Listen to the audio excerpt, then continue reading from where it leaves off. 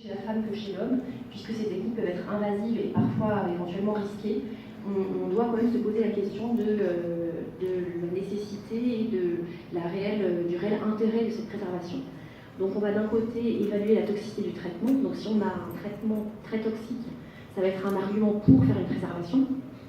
Si on va imposer un certain délai avant la grossesse, là aussi ça va être un argument pour. Si on sait qu'on va devoir attendre l'âge de 39-40 ans pour envisager une grossesse, il faut envisager une préservation. Et puis si on sait qu'on a des techniques rentables, disponibles, là aussi c'est un argument pour le faire.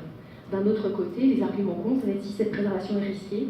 Par exemple, dans le cas de la stimulation ovarienne, pour le cancer du sein, il faut bien évaluer les risques d'une stimulation hormonale pour le cancer du sein. Il y a le problème du coût, donc c'est des techniques qui ont un certain coût. Il y a le prix des traitements de stimulation, le prix de la congélation du matériel et le prix de la conservation du matériel qui va avoir lieu pendant plusieurs années. Et puis enfin, il faut que ça puisse être faisable.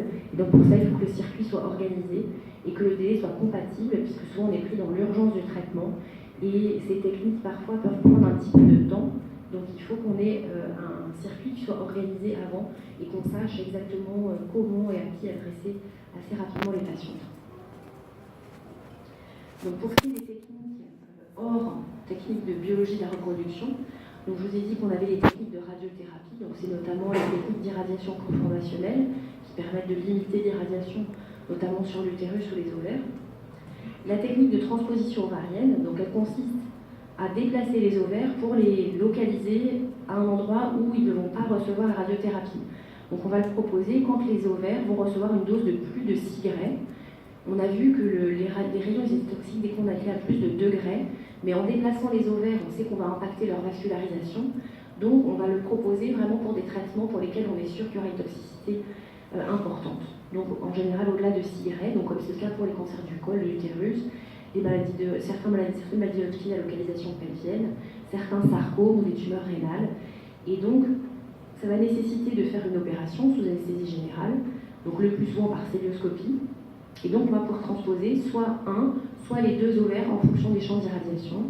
Et les ovaires vont être déplacés soit en hauteur dans les gouttières pariétocoliques pour les irradiations pelviennes basses, ou alors ça peut être aussi un déplacement latéral pour les irradiations médianes, comme ça peut être le cas pour certaines tumeurs cérébrales où on va proposer des irradiations crânio-spinales, donc sur l'ensemble de la colonne.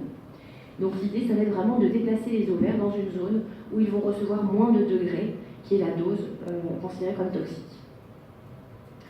Et puis enfin, donc la désescalation.